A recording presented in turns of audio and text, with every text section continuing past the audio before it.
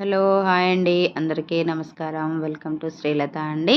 నా పేరు శ్రీలత అండి. నా పేరు శ్రీలత ప్రదక్షిణ. సో నా ఛానల్ నేమ్ వచ్చేసి శ్రీలత అండి.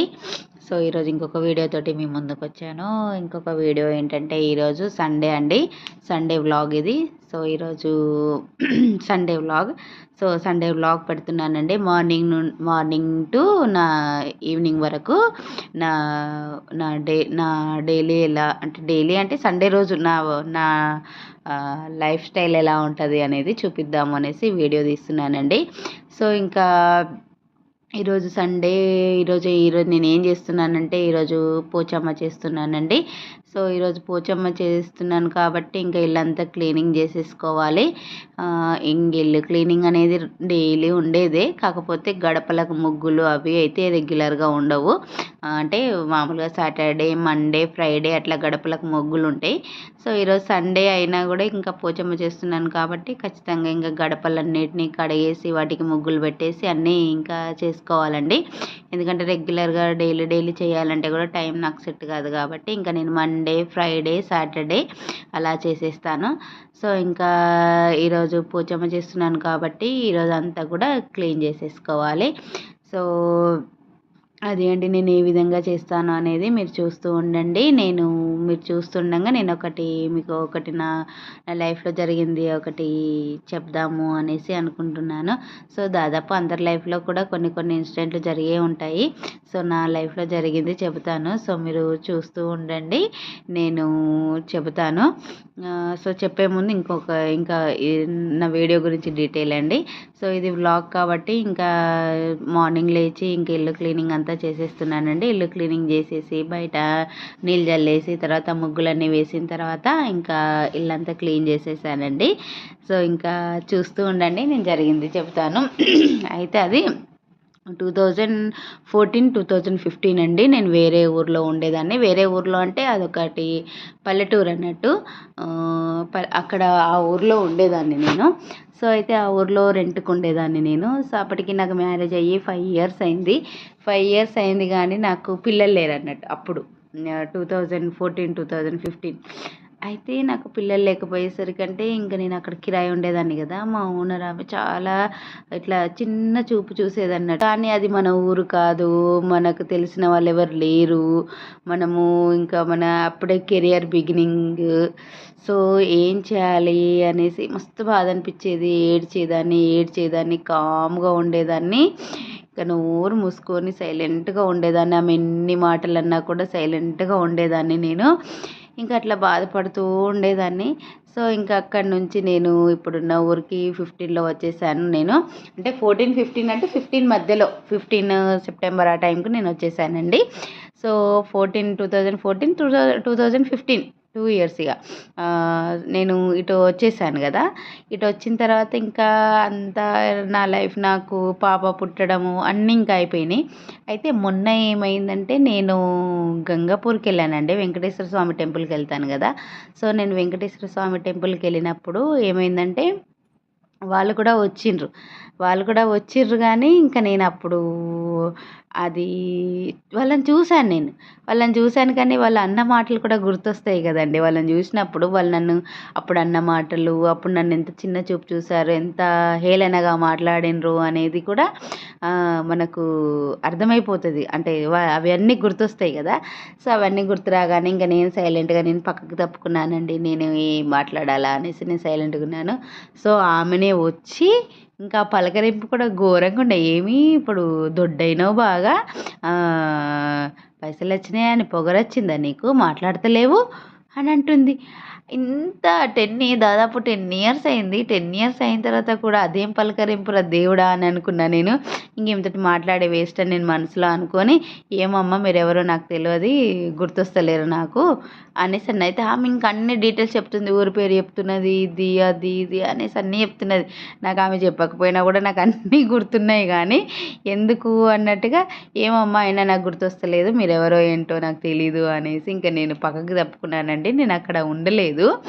సో అలా అనిపించింది. అంటే అలా జనాలు అంటే ఈరోజు మనము తక్కువగా ఉన్నాము, తక్కువ స్టేజ్లో ఉన్నాము అని అంటే ఇంకా ఈ రోజునే లెక్క కడతారు కానీ రేపేమవుతుంది అనేది ఆలోచించరు జనాలు. సో ఈ రోజుని బట్టి మనల్ని అవమానించుడు కానీ, హేళనగా చూసుడు కానీ చేస్తారండి జనాలు. అసలు ఇదంతా నాకు ఒక్కొక్కసారి చాలా ఇవన్నీ తలుచుకుంటే చాలా బాధ అనిపిస్తుంది. అరే జనాలందరూ ఎందుకు ఇంత చులకన భావంతో చూస్తారు జనాలు, చులకన భావంతో చూస్తారు. అంటే మనకు నోరు లేకపోవడం వల్ల ఇంత ఇదా అనేసి అనిపిస్తుంది. అంటే నోరు లేకపోవడం అంటే మనం పెద్దగా మాట్లాడి పెద్దగా ఇది చేయలేం కదండి. అంటే మనం గొడవలు పెట్టే రకంగా ఇది చేయలేం కదా. సో అలా లేకపోయేసరికంటే ఇంత ఇదా మనకు మన మీద ఇంత చిన్న చూపు ఉంటుందా అని అనిపిస్తుంది. అదే ఇప్పుడు మీద పడి అరిచేవాళ్ళు, గొడవలు గొడవలు చేసే వాళ్ళ దగ్గర సైలెంట్గా ఉంటారు జనాలు. ఇంకా మనం ఒక మాట ఎక్కువ ఏం మాట్లాడలేం కాబట్టి అనేసి మనం సైలెంట్గా ఉంటే ఇంకా మనల్ని మనల్ని అంటారండి. సో అది నాకు మస్తు బాధ అనిపించింది. అది ఎందుకో నాకు మార్నింగ్ గుర్తొచ్చింది. సరే ఆ విషయం షేర్ చేసుకుందాము అనేసి ఇంకా నేను వీడియోలో షేర్ చేద్దాము అనేసి చెబుతున్నాను నేను. సో ఇంకా నేను ఫ్రెష్ అయ్యానండి. నేను స్నానం చేసేసాను. ఇంకా స్నానం చేసేసి మా పాపకు పొయ్యి మీద స్టవ్ మీద పాలు పెట్టేశానండి. ఎందుకంటే మా పాపకు ట్యూషన్‌కి టైం అయితుంది. సో, ఇంకా ఆ టైం వరకంటే మా పాప టైం వరకంటే పాలు రెడీ అయినాయనుకోండి, పాలల్లో చపాతీ వేసి ఇచ్చేద్దాము అన్నట్టుగా ఇంకా నేను పాలు పెట్టేసి వచ్చి ఇంకా నేను రెడీ అవుతున్నానండి. సో, ఇంకా రెడీ అవ్వడం ఈరోజు పోచమ్మ చేస్తున్నాను కాబట్టి ఇంకా తొందర పనులు స్పీడ్‌గా చేసుకోవాలండి. ఎందుకంటే టెంపుల్‌కెళ్ళేసి రావాలి. ఈరోజు జనాలు బాగుంటారు. సో, ఇంకా నేను అంతా రెడీ అయిన తర్వాత ఇంకా ఇంట్లో దీపారాధన చేసుకున్నానండి. ఫస్ట్ మనము ఎక్కడికెళ్ళినా ఏం చేసినా ఫస్ట్ ఇంట్లో దీపారాధన అయితే చేసుకోవాలి గదా. సో, ఇంట్లో నేను దీపారాధన చేసుకున్నాను నేను. ఎందుకంటే మా పాప ట్యూషన్‌కెళ్ళక ముందే నేను ఇదంతా దీపారాధన చేసుకోవాలి. మా పాప ట్యూషన్‌కెళ్ళిన తర్వాత నేను అంటే స్కూల్‌కే గానీ, ట్యూషన్‌కే గానీ మా పాప వెళ్ళిన తర్వాత నేను దీపారాధన చెయ్యనండి. పూజ చేసుకోను. మా పాప ఉన్నప్పుడే నేను పూజ చేసుకుంటాను. అంటే ఏంటో నాకు తెలీదు. మా మమ్మీ కూడా అలాగే చేసేది. సో, నేను కూడా అలాగే చేస్తాను. మా మమ్మీ మేము అంటే ఊరు దాటి వెళ్ళేటప్పుడు మా పాప అయితే ఊరు దాటి వెళ్ళదు కానీ ఎక్కడైనా కానీ ఇంకా ఇల్లు అయితే దాటుతుంది కదా. అందుకనేసి నేను దీపారాధన చేసిన తర్వాతనే ఇంకా మా పాపని ట్యూషన్‌కి పంపిస్తాను. సో, మా మమ్మీ అయితే మేము వేరే హాస్టల్‌లో చదువుకోవడానికి వెళ్ళేటప్పుడైతే మా మమ్మీ ఖచ్చితంగా ఇంట్లో అందరినీ స్నానాలు చేపిస్తుండే. ఒకవేళ ఆ రోజు మేము స్నానం చెయ్యలేదు అనుకోండి, ఇంకా ఆ రోజు స్నానం చెయ్యొద్దు ఇంకా. వేరే రోజే చెయ్యాలి. అట్లా చేసేది మా మమ్మీ. అది ఎందుకు అనేది నాకు ఇప్పటివరకు తెలీదు. సో, అలా తర్వాత మళ్ళీ మా పాపని డ్రాప్ చేసి వచ్చానండి. మా పాపని డ్రాప్ చేసి వచ్చిన తర్వాత ఇంకా నేను పప్పు నానబెట్టానండి. సో, ఫస్ట్ నేను పప్పు నానబెట్టేసి ఉంచిందండి. ఎందుకంటే స్నానం చేసిన వెంటనే పప్పు నానబెట్టాను. ఎందుకంటే పప్పు నానడానికి ఒక 2, 3 గంటలైనా పడుతుంది కదా. సో, అందుకనేసి ఫస్ట్ స్నానం చేసి రాగానే ఇంకా బోర్ వాటర్ వేసేసి పప్పు నానబెట్టేసాను. నానబెట్టిన తర్వాతనే ఇంకా మా పాపకు అన్నీ రెడీ చేసేసి మా పాపకు తినిపించేసి తర్వాత డ్రాప్ చేసిన తర్వాత నేను వచ్చి 2 వీడియోలు ఎడిట్ చేశానండి. ఎడిట్ చేసి షార్ట్ వీడియోస్ ఎడిట్ చేసిన తర్వాత అప్పుడు మళ్ళీ కిచెన్లోకి వచ్చానండి నేను. సో, ఇంకా ఆ నానిన పప్పుని తీసి మళ్ళీ ఇంకా ఫ్యాన్ కింద ఆరబెట్టేశానండి. అంటే ఎండలో ఆరబెడితే మళ్ళీ ఏం పక్షులు అవి ఇవి ఏం వస్తాయో అనేసి. ఎందుకంటే దేవుని కోసం ప్రసాదం తయారు చేయడం కదా, అందుకనేసి నేను ఎండలో ఆరబెట్టలేదు. సో, ఇంకా ఫ్యాన్ కిందనే ఆరబెట్టేశానండి. సో, ఫ్యాన్ కింద అది ఆరబెట్టేసి వచ్చిన తర్వాత ఇంకా మన పూరి కోసము పిండి తడిపానండి.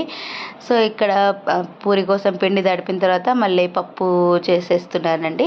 సో, పప్పు అనేది మేము ప్రసాదంగా తీసుకెళ్ళమండి. సో, అది జస్ట్ ఏంటంటే పూరితోటి తినడానికి అనేసి ఇంకా పప్పు చేయడం కానీ పప్పు అయితే ఏం తీసుకెళ్ళము.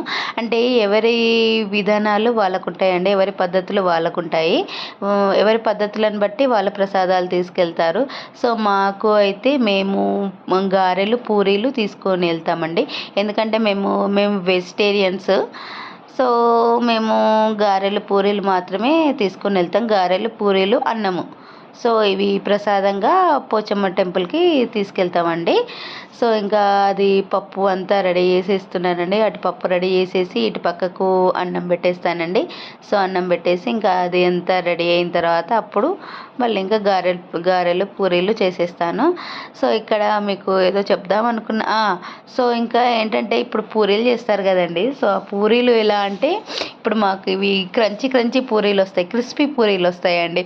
యాక్చువల్గా పూరీలు అంటే ఇలా సాఫ్ట్గా ఉంటాయి కదా. సో పూరీలు సాఫ్ట్గా ఇప్పుడు నేను చేసే పూరీలు సాఫ్ట్గా ఉండకుండా పాపడ్స్ టైప్ వస్తాయి అన్నట్టు. ఇట్లా ఇట్లా ఇట్లా ఇట్లా విరుస్తాం కదా, విరిచినప్పుడు సౌండ్ వస్తాయి అన్నట్టు. ఆ విధంగా పూరీలు చేస్తామన్నట్టు. సో ఇంకా ఇటు పోచమ్మ చేసే టైంకు కంపల్సరీ అటువంటి పూరీలే చేయాలి. ఇలా ప్రెస్ చేసే పూరీలు మాత్రం చెయ్యమండి. అంటే ఏమో ఇంకా మా పెద్దవాళ్ళు అట్లనే చేస్తుండే. సో మా పెద్దవాళ్ళు అట్లా చేస్తుండే కాబట్టి మేము కూడా అదే విధంగా చేస్తామండి.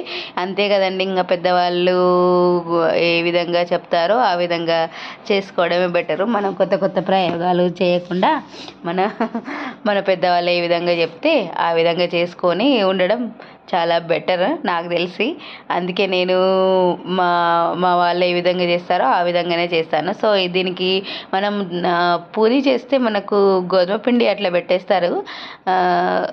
యాక్చువల్గా పూరి చేస్తే నూనెనే పెడతారు నాకు తెలిసి. కానీ ఇక మేమైతే ఇట్లా చేస్తాం కాబట్టి మేము బియ్యపిండి వేస్తామండి.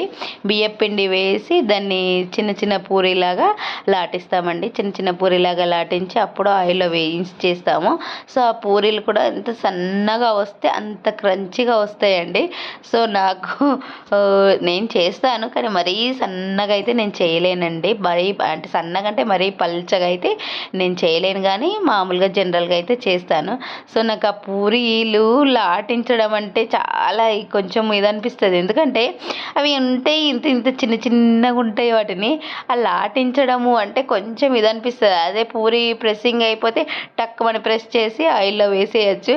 కానీ ఇంకా మనము పూజ చేసుకుంటున్నాం కాబట్టి చిరాకు పడద్దు, ఏం లేదు, ప్రశాంతంగా అమ్మవారి పేరు తలుచుకుంటూ చేసేసుకోవాలి.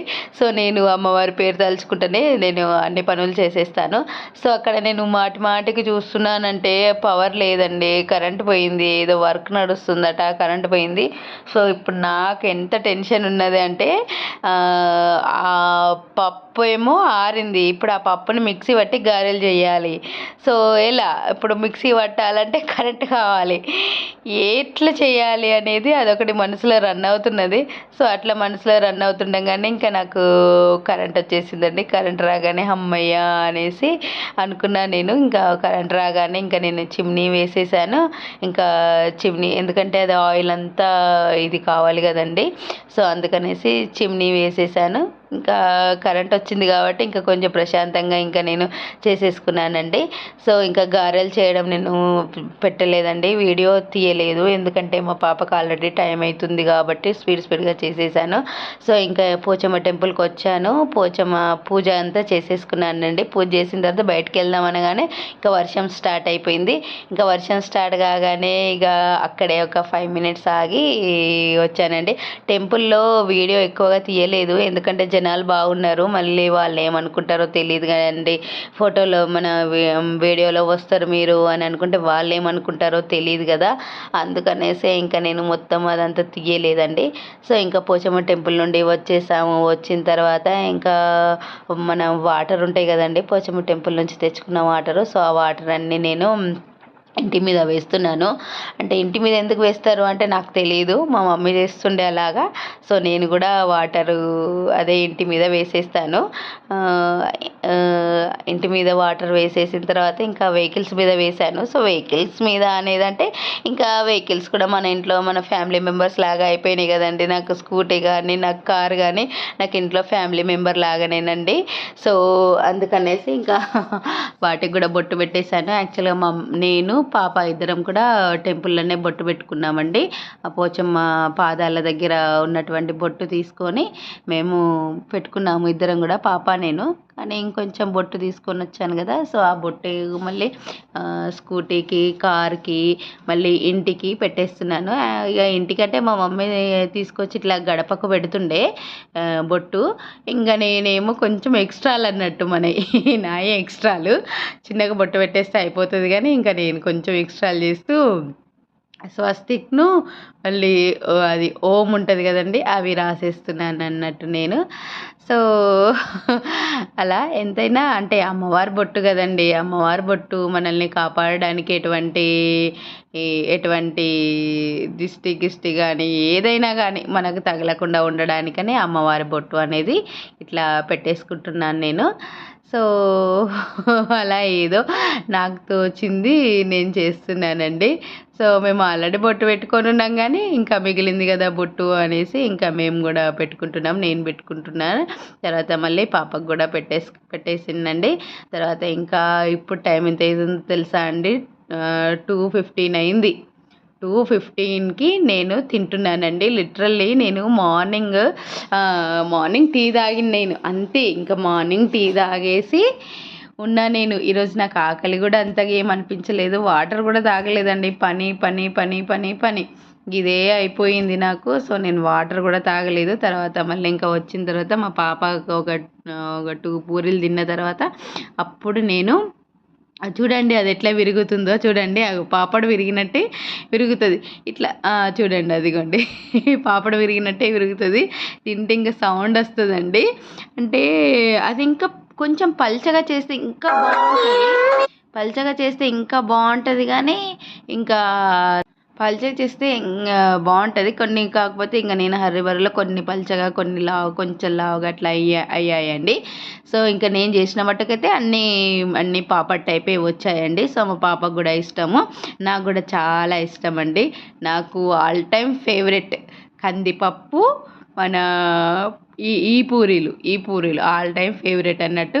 మామూలుగా జనరల్గా హోటల్లో మామూలుగా పూరీలు ఇట్లా ప్రెస్ చేసి ఇస్తారు కదండి. సో నాకు అటువంటి పూరీలు అంత పెద్దగా ఇంట్రెస్ట్ ఏమనిపించదండి. సో థ్యాంక్ యూ అండి, థ్యాంక్ యూ వెరీ మచ్.